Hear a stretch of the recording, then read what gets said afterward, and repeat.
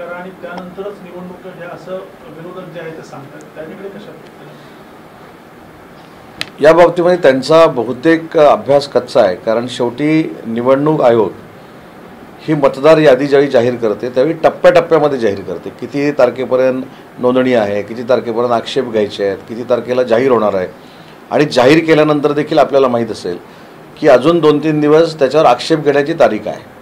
आणि ते आक्षेप घेतल्यानंतर आपण जर पुराव्यानिशी तो आक्षेप सिद्ध करून दिला तर 24 तासाच्या त्याच्यामधनं नाव डिलीट होतं किंवा नाव येतं. त्याच्यामुळे ही प्रक्रियाच काही लोकांना माहिती नाही आहे. आणि तुमच्या लक्षात आलं असेल बाकीचे जे होते ज्यांनी खऱ्या निवडणुका लढवलेल्या आहेत ते 7-7 वेळा आमदार झालेले होते, जे आमदार आहेत त्यांच्या चेहऱ्यावरचा जर हावभाव तुम्ही बघितलं तर त्यांना हे सगळं पटत नव्हतं. कारण त्यांना माहिती आहे त्यांनी इतके वर्ष निवडणुका लढवल्यामुळं मतदार यादी कशी बघतात. आता काही लोकांना याच वेळी मतदार यादी बघायची हौस जी निर्माण झालेली आहे त्याच्यातनं ह्या शंका निर्माण झाल्यात. ठीक आहे, त्यांनी त्यांचा मुद्दा मांडलेला आहे, निवडणूक आयोग त्याच्यावर योग्य तो निर्णय घेईल, पण अभ्यास नसल्यामुळं काही लोकांकडनं हे होते. तर विशेषतः मुंबई महापालिकेत हिंदुत्वाचा अजेंडा जो आहे तो राहण्याची शक्यता आहे. कारण RSS आणि भाजपच्या महत्त्वाच्या नेत्यांची मुंबईत बैठक देखील झालेली आहे आणि यामध्ये एक आहे तो सेफ आहे हिंदुत्वबाणा अजेंडा घराघरात पोहोचवण्याची भूमिका या बैठकीत मांडण्यात आल्याची माहिती देखील पुढे आलेली आहे. RSS आणि भाजपच्या मीटिंगमध्ये काय झालं याची मला कल्पना नाही, कारण तो स्वतंत्र पक्ष आहे. महायुतीमध्ये आम्ही भाजपासोबत आहोत, त्याच्यामुळे त्यांची पक्ष वाढवण्याची सिस्टीम कदाचित वेगळी असू शकते, निवडणुका लढवण्याची सिस्टीम वेगळी असू शकते.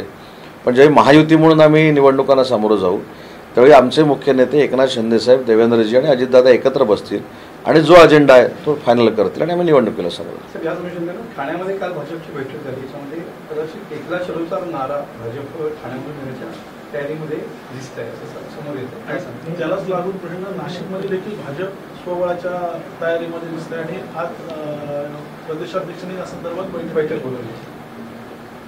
तुम्ही स्वतः देवेंद्रजी फडणवीस साहेबांची पत्रकार परिषद घेता आणि ते ऐकलं देखील असेल. महायुतीनंच आम्ही सगळ्या निवडणुकींना सामोरं जाणार आहोत. मी अनेक वेळा याचं उत्तर देताना असं सांगितलं की मी राज्याचा उद्योगमंत्री आहे, शिवसेनेचा उपनेता आहे, तुमच्याशी शिवसेनेचा एक घटक म्हणून तुमच्याशी बोलत असतो. पण तुमच्याशी बोलताना मी जर सांगितलं की मी इकडे युती करणार आहे आणि मी इकडे युती करणार नाही, मला हा अधिकार आहे का? त्याच्यावर प्रत्येकानं स्वतःच्या अधिकाराचं पहिलं भान ठेवलं पाहिजे. मी समन्वय समितीचा सदस्य आहे म्हणजे मला अधिकार दिलेत का? त्याच्यामुळे काही लोकांनी भानावर येऊन आपलं पद, आपलं मंत्रीपद, आपलं पद हे शिंदेसाहेबांच्या उंचीचं आहे का, की देवेंद्रजींच्या उंचीचं आहे, की अजितदादांच्या उंचीचं आहे, हे स्वतःचं आत्मपरीक्षण आणि आत्मचिंतन केलं पाहिजे. आणि हे सगळे अधिकार जे आहेत हे 3 नेत्यांना दिलेले आहेत, आम्हाला कोणाला नाहीत. त्याच्यामुळे बोलणाऱ्यांनी थोडं आपल्या हुद्द्याचा, आपल्या पदाचा, आपल्या मंत्रिपदाचा विचार करून आपण त्या उंचीचे आहोत का एवढाच विचार करावा.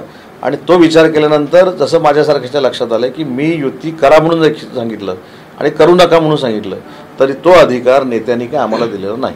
राजन विचारे आणि म्हस्के यांच्यामध्ये शाब्दिक आरोप प्रत्यारोप होताना पाहायला मिळतं. राजन विचारे यांनी चक्कर उठा दिवाळी आली, बिल्डरांकडून सुपारी घेण्याची वेळ आली असं टीका केली. नाही, याचा अर्थ उठा निवडणूक आली. निवडणुकीलाच हे ज्यावेळी सुचतं, कोणाला मतदारांचं सुचतं, कोणाला अजून काय काय सुचतं, कोणाला अजून नरेश मस्करींना टोमणा द्यायचं सुचतं. याचा अर्थ दिवाळी ते दरवर्षीच येते, पण निवडणूक 5 वर्षानंतर येते, ती 3 वर्ष झाली नव्हती. ते या लोकांचं म्हणणं आहे की आम्ही आता खोटं बोलतो, निवडणूक आली म्हणून. ते सर, आमदार गायकवाडांनी त्यावेळी जी आमदार निवासातली कॅन्टीन चर्चेत आली होती त्या कॅन्टीनवरील कारवाई आता मागे घेण्यात आलेली आहे आणि अनौषध प्रशासनाने क्लीन चिट दिलेली आहे आणि अन्नपदार्थांचा दर्जा योग्य निघाल्याचं म्हटलेलं आहे. नाही, मला ह्याच्यामधलं काही माहिती नाही, परंतु माझी ह्याच्यामधनं जे कॅन्टीन चालवणारे आहेत त्यांना सूचना आहे किंवा मंत्री म्हणून एक संदेश आहे. क्लीन चिट मिळाली असेल ठीक आहे, त्याच्याबद्दल माझं काही म्हणणं नाही. परंतु त्या आमदार निवासामध्ये अनेक आमदार राहत असतात, आमदारांबरोबरचे कार्यकर्ते राहत असतात. जर क्लीन चिट दिली असेल तर त्यांना आनंदच आहे, त्यांचं अभिनंदन आहे, त्यांचं कौतुक आहे, त्यांचा वेळ पडल्याचा आपण सत्कार पण करू. पण याच्या पुढे देखील त्या जेवणाची क्वालिटी ही आमदारांपेक्षा कार्यकर्त्यांना अपेक्षित असलेली क्वालिटी असली पाहिजे. कारण तिथं जाणारा कार्यकर्ता हा आमदारांच्या बरोबरचा कार्यकर्ता असतो, आमदारांना निवडून दिलेला कार्यकर्ता असतो.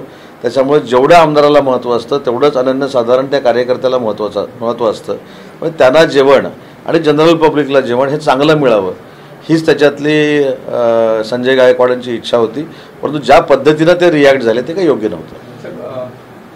निवडणूक आयोगाच्या समोर सगळ्यांना आमंत्रित करण्यात आलेलं होतं, पण जे आले नाही ते महायुतीमध्ये सगळे चोर आहेत, चोरांचे सरदार आहेत असा आरोप महाविकास आघाडीने केलेला आहे. कोणी केला म्हणून? संजय राऊत यांनी.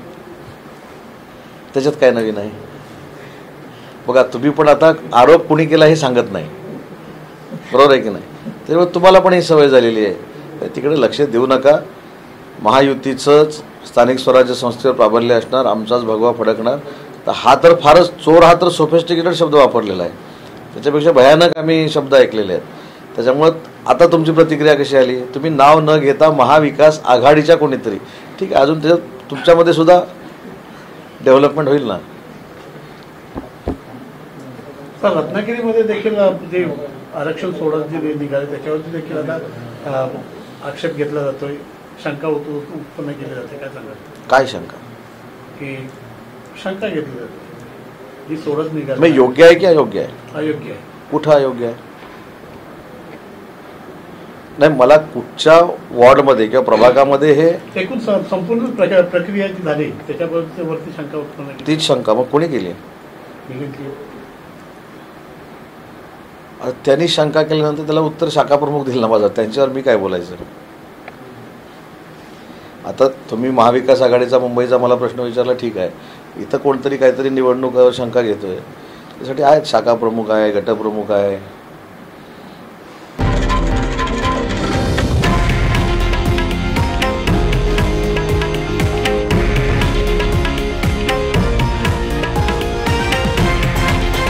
हे आहे देशातील नंबर 1 न्यूज नेटवर्क आणि आपण पाहत आहात TV9 मराठी, एकमेव.